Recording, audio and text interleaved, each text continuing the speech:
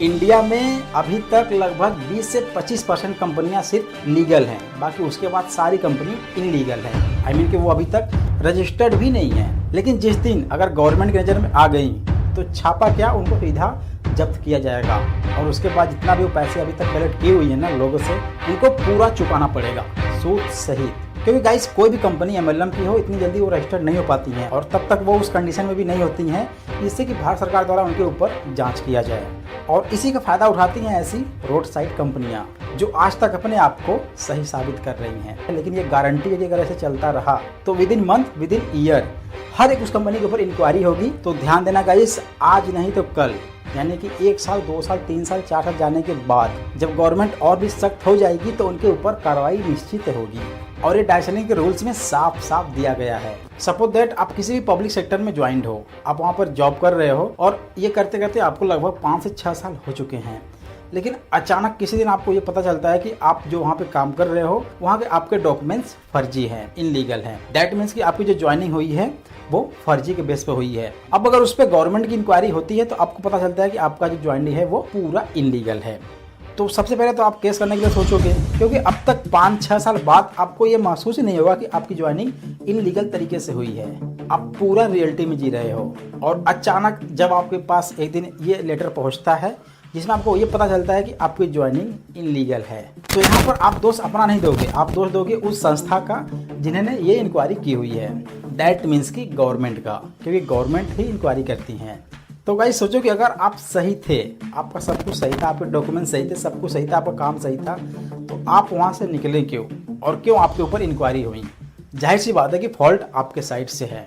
और ऐसे ही कुछ इंसिडेंट हो रहे हैं हमारे इंडिया की एमएलएम कंपनीज के ऊपर। बहुत सी कंपनियां ऐसी हैं जो सही तरीके से काम कर रही हैं, पूरे लीगल वे में काम कर रही हैं, लेकिन उसके आड़ में बहुत सी ऐसी फर्जी कंपनियां भी हैं जो उसके पीछे अपने काम को अंजाम दे रही हैं और बखूबी बहुत ठाठ से कहेंगे कि हमारी कंपनी लीगल है, हमारी कंपनी इंडिया की नंबर 1 पे है और यहाँ तक कि अपने आप को उस कंपनी का भगवान भी मानते हैं। सपोज दैट गाइस, अगर इंडिया में सिर्फ एक एमएलएम कंपनी हो तो आप रातों रात करोड़पति या लाखपति बन सकते हैं, डेफिनेटली बन सकते हैं, क्योंकि कंपनी भी एक रहेगी, लोग ज्यादा रहेंगे, तो जाहिर सी बात है कि आपके साथ लोग जरूर ज्वाइन करेंगे और जिससे कि आपकी टीम रातों रात सैकड़ों हजारों खड़ी हो जाएगी।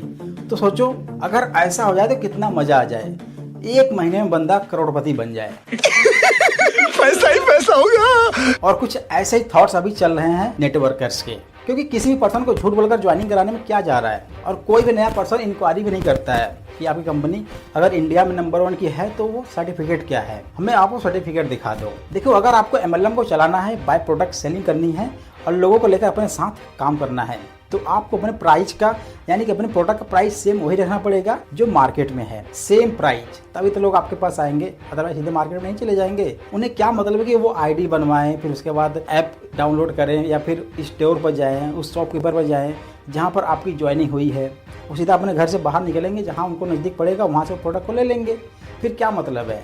लेकिन अगर एमएलएम कंपनी उनको कुछ एक्स्ट्रा देंगी, कुछ अच्छा देंगी, तभी तो वो एमएलएम की तरफ आकर्षित होंगे, क्योंकि सबके अपने अपने क्वालिटीज होती हैं और हर एक सेक्टर, हर एक इंडस्ट्री अपने आप को प्रमाणित के साथ मार्केट में उतरती हैं कि भाई हमारी कंपनी या फिर हमारे प्रोडक्ट बहुत अच्छे हैं और उसको एक आईएसओ का सर्टिफिकेट मिलता है और 3 नंबर, C नंबर के साथ वो कंपनी मार्केट में इस्टेब्लिश होती हैं। सो गाइस, अब आप ये समझ गए हैं कि किसी भी कंपनी के बारे में, उसके प्रोडक्ट के बारे में, उसकी क्वालिटी के बारे में या फिर उस कंपनी के बारे में कुछ भी बोलना उचित नहीं है, क्योंकि आप भी किसी न किसी कंपनी के साथ जुड़े होंगे और क्या पता कि कल आपकी कंपनी का नंबर हो।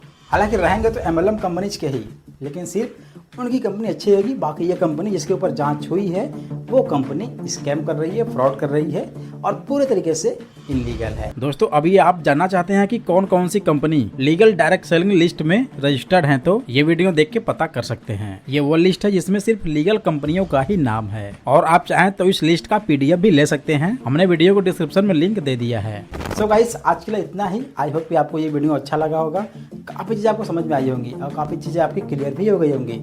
गाइस, वीडियो अच्छा लगा हो लाइक करें, चैनल पहली बार है चैनल को सब्सक्राइब करके बेल आइकन पर जरूर करें, क्योंकि मैं आपके लिए ऐसे इंटरेस्टिंग और नॉलेजेबल वीडियो लाता रहता हूँ। सो गाइस, फिर मिलते हैं किसी ऐसे इंटरेस्टिंग वीडियो के साथ, तब तक के लिए thanks for watching, wish you all the best.